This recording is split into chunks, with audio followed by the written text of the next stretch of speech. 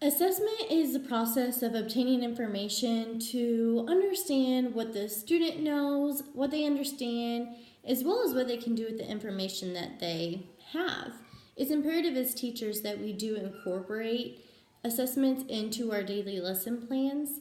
This is important because it gives useful feedback to both the teachers and the students, and it allows us to understand if the students are reaching those learning objectives as well as understanding the daily unit goals.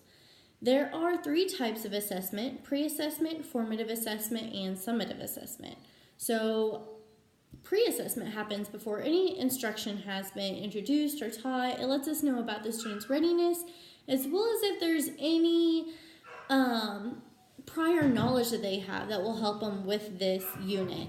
And then the formative assessment takes place throughout the lesson, and then the summative assessment is at the very end after the unit has been taught. Summative assessments are used to show student achievement. However, there's rarely any opportunity or availability for students to really show or reflect kind of what they have learned, especially if you're looking for an individual part of the assessment. Some examples would be tests or papers or even like a really long essay.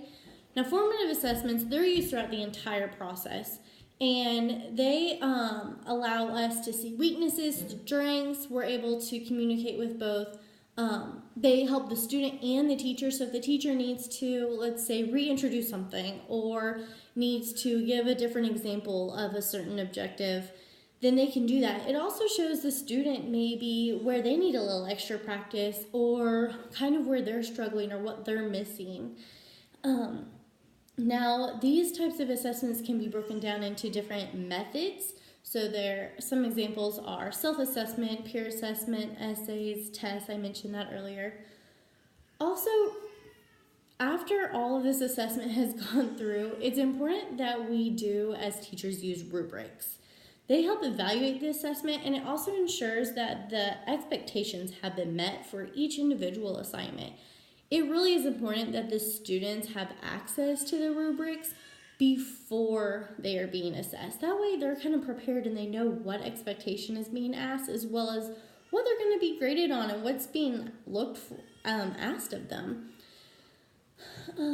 According to the Cornell University and the Center for Teaching Innovation, rubrics are utilized by teachers for many reasons, but one of them is because it provides effective feedback and promotes student learning in a sustainable way, which also clarifies expectations and components of an assignment. It also refines any teaching methods, so if there's anything that needs to go over again, there's the opportunity for that to happen.